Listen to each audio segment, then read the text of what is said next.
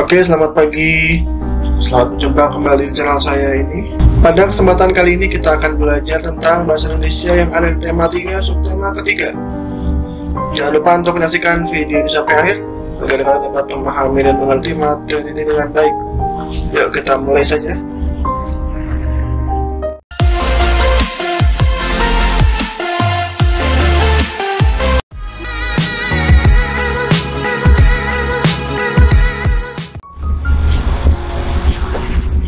Daftar pertanyaan dan laporan wawancara. Menyusun daftar pertanyaan wawancara dilakukan sebelum melakukan wawancara. Daftar pertanyaan yang akan ditanyakan sebaiknya diurutkan dari hal yang umum ke hal yang khusus. Gunakan kata tanya yang sesuai dengan hal yang ingin ditanyakan. Berikut contoh daftar pertanyaan wawancara yang bisa kamu siapkan. Topik. Di sini coba saya berikan contoh budidaya kerang mutiara. Narasumbernya peternak kerang mutiara.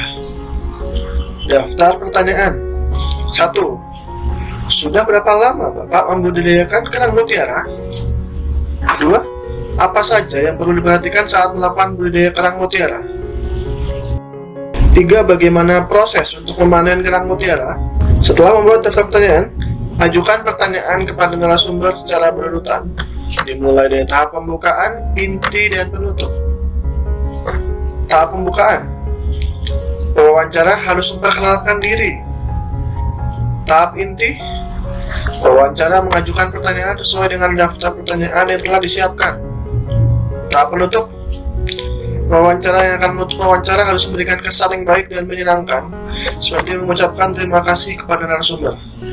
Ingat ya, setelah membuat daftar pertanyaan dan melakukan wawancara, hal yang dilakukan adalah membuat laporan hasil wawancara. Laporan hasil wawancara sebaiknya memuat bagian-bagian berikut. 1. Topik wawancara. Topik wawancara ditulis agar pembaca mengetahui pokok pembicaraan yang dilakukan selama wawancara, dan juga sebagai batasan agar laporan yang disajikan nantinya tidak keluar dari topik. Contohnya, kerja bakti sebelum menghadapi musim hujan.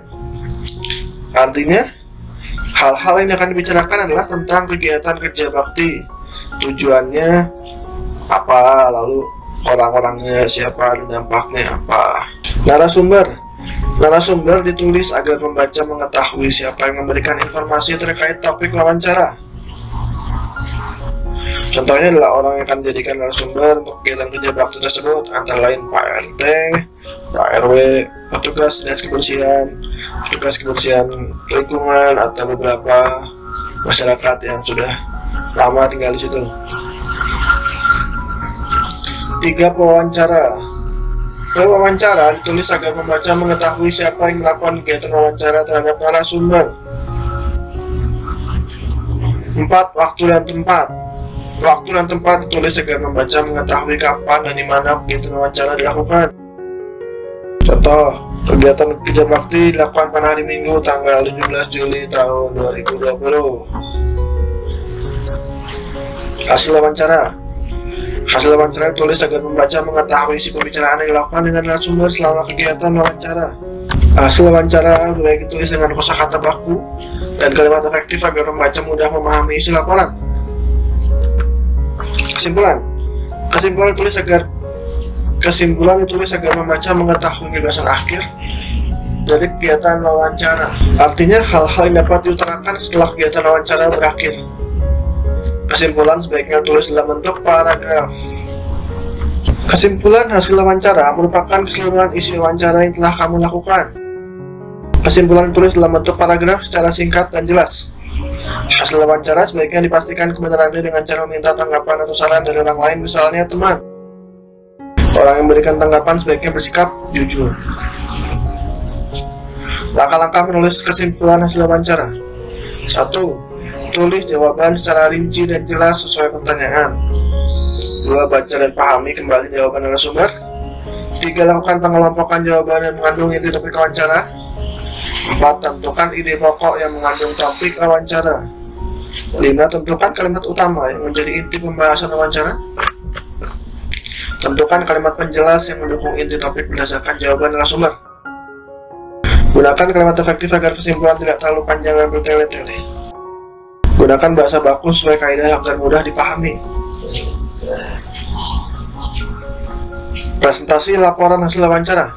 Laporan hasil wawancara yang telah diperbaiki dapat dipresentasikan di depan kelas.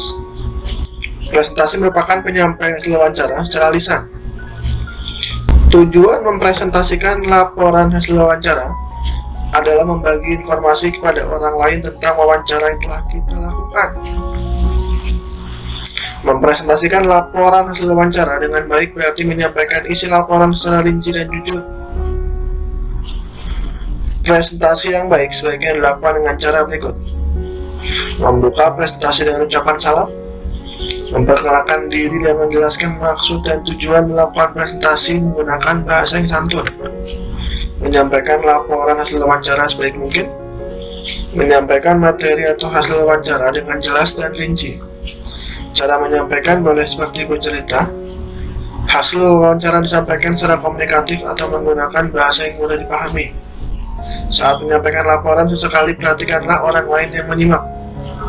Jika kesulitan menghafal teks, sebaiknya menggunakan catatan kecil berisi poin-poin hasil wawancara. Presentasi diakhiri dengan ucapan terima kasih dan salam. Terima kasih sudah menyaksikan video ini sampai akhir. Semoga dapat membantu kalian dalam memahami dan mengerti materi ini. Jangan lupa untuk subscribe, like, dan share video ini kepada teman-teman kalian agar kalian dapat berbagi informasi, berbagi pengetahuan kepada teman-teman kalian, dan dapat membantu channel ini berkembang agar dapat selalu memberikan materi pembelajaran kepada semua murid-murid SD di seluruh Indonesia.